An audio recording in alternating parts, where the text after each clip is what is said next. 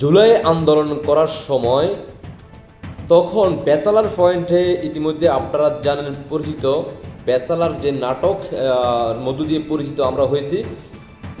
এই অভিনেতা কি বলে আপনারা ইতিমধ্যে স্ক্রিনে যে ছবিটা দেখছেন চিনতে পারছেন। তখন কিন্তু জুলাই আন্দোলনের সময় তিনি রাজপথে শেখ হাসিনার বিরুদ্ধে আন্দোলন সংগ্রাম করে গেছেন। সেই কোটা বিরোধীর সাথে আন্দোলন যুক্ত হয়ে পাকিস্তানি পন্থীদের সাথে হাত মিলিয়ে অফেন রাজপথে তিনি আন্দোলন করে গেছেন। দীর্ঘদিন পরে আয়সা তার মুখে শুনি তিনি কেমন আছেন। সার্জিস যারা যারা ছিলেন আপনারা বারবার নাম মেনশন করতেছি, স্বৈরাচারের থেকে ধর্ষণকারীরা খারাপ। আমার তো এখন মনে হচ্ছে, এখন বলতে বাধ্য হচ্ছি, মানে এইটা তো আরো খারাপ হয়ে গেল।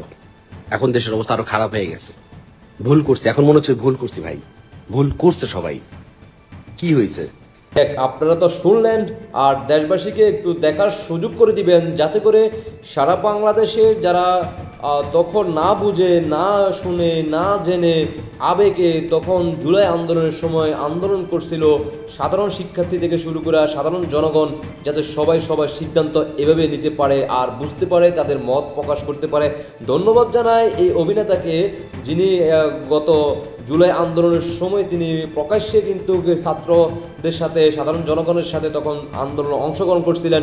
দীর্ঘদিন পরে তিনি বুঝতে পারছেন যে তিনি ভুল স্বীকার করতেছেন এখন বর্তমানে, আর তিনি যা বুঝার তিনি বুঝে গেছেন।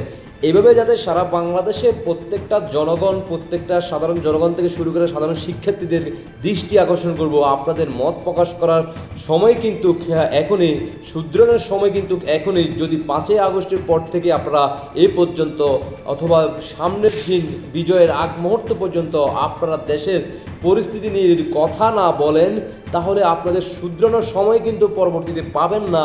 যদিও আপনারা পরবর্তীতে দেশে যদি থাকেন তাহলে তো বুঝতেই পারবেন, আপনারা যদি বাংলাদেশকে ভালোবাসেন, যদি পাকিস্তানকে যদি ভালো না বাসেন, যদি পাকিস্তানের অন্তরকে ধারণ করেন, পাকিস্তানি দেশকে, পাকিস্তানকে যদি অন্তর ধারণ করেন, তাহলে এটা একান্ত আপনাদের ব্যক্তিগত ব্যাপার।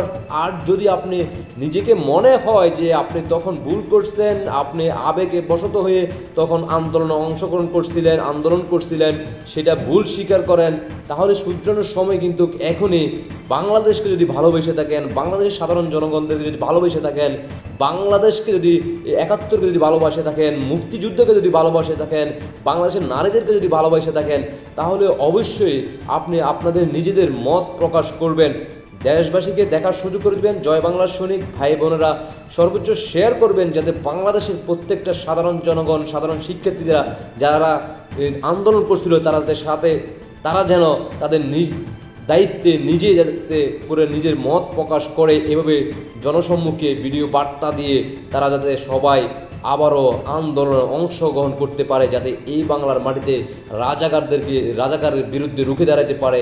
সবাই যাতে রাজাকারের বিরুদ্ধে রুখে দাঁড়িয়ে এই বাংলাদেশকে মুক্ত করতে পারে। আশা করি আপনারা বুঝতে পারছেন। আপনাদের ব্যক্তিগত মতামত অবশ্যই জানিয়ে যাবেন এই অভিনেতা যে তার নিজের মত প্রকাশ করছে। আপনাদের প্রতিক্রিয়া কি সেটা অবশ্যই কমেন্টে জানিয়েবেন, আর দেশবাসীকে দেখার সুযোগ করে দিবেন। বিজয় আসবে, বিজয় নিয়ে আমরা ঘরে ফিরব। মাননীয় প্রধানমন্ত্রী শেখ হাসিনাকে বিজয় উপহার দিয়ে তারপরে আমরা জয় বাংলা সৈনিকেরা ঘরে ফিরে যাব ইনশাআল্লাহ। শেখ হাসিনার হাতেই বাংলাদেশ নিরাপদ। বাংলাদেশের মানুষ মাননীয় প্রধানমন্ত্রী শেখ হাসিনা দায়িত্ব বুঝে পেলে সাধারণ জনগণের মুখে ফুটবে হাসি। আল্লাহ হাফেজ।